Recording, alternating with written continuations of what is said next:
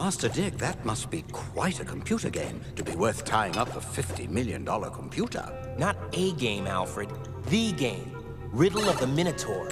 It's really cool. Look, not only do you have to avoid all these traps, but you've got to solve all these riddles. What is the shortest distance between a point in Nome, Alaska, and a point in Miami, Florida? Oh, a straight line. What else? Begging your pardon, young sir, but mightn't the answer on a globe be a curved line? Wasteland.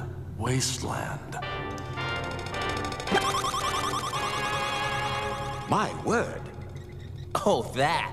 That's the hand of fate. When you make a mistake, it picks you up and takes you to another part of the maze. Doesn't Mockridge own a club downtown called the Wasteland? The Wasteland? Oh. Right. The Wasteland. I mean in the game. It's a dead end, see? Come on. Daniel Mockridge is walking into a trap.